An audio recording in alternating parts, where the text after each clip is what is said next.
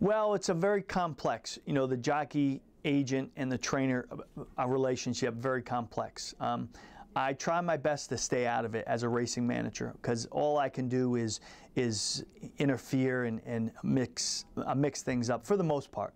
I've gotten to be friends with a lot of jockey agents in New York, but I try to make sure that they don't call me. I just said, let our trainers take care of them. And so really what a trainer is going to do is take the condition book, and he's going to pencil in the horses he has in his barn that are race ready into certain races. And then he's going to start to look around and see what jockeys are open. And the jockey agents are going to be on the backside pretty much every day, every morning. And they're going to be running around and seeing what horses are doing well, and seeing if there's any scuttlebutt on the backside about this particular horse going into a particular race.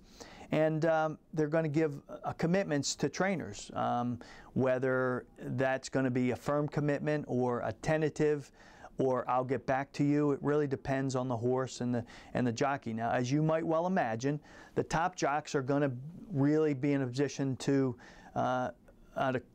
chart their own path. That's why you see Ramon Dominguez in New York. He's on a lot of favorites because a lot of people want Ramon Dominguez, and that if you have a horse that's probably going to be 20 to 1, you probably don't have a shot to get Ramon Dominguez, because in all likelihood he's going to have the option to take one of the top 2 or 3 horses in the vast majority of races. So there's a lot of give and take. If a lot of times the jockey agent he's going to balance. If he's got to ride the 4th choice for Billy Mott to keep in the good graces of Billy Mott, he's going to do that, and he's going to give up the mount on a favorite who wins. So there's a lot of politics. It's a dog-eat-dog world. They tell you there's a lot of competition, and it's a cutthroat world.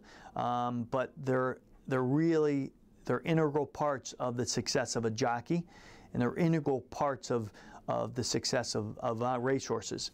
My take overall is, sure, you'd like to have the same jockey on your horse time after time. Most horses, it doesn't really matter. That's my take.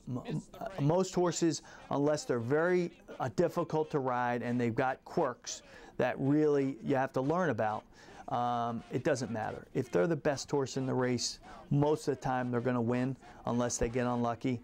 And especially at a place like New York, you got 10 really good riders, and the next 5 are good riders. So you very rarely are going to end up with a bad rider on a big circuit like New York. So for the most part, I don't fret about jockeys. I let our trainers take care of it. Every once in a while I'll ask a question, but really that's the part of and that's a job for the trainer.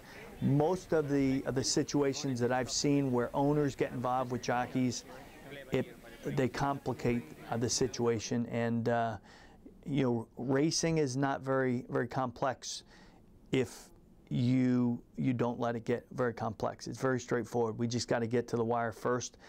Jockeys are very important, and I let our trainers take care of the jockey situation in most cases.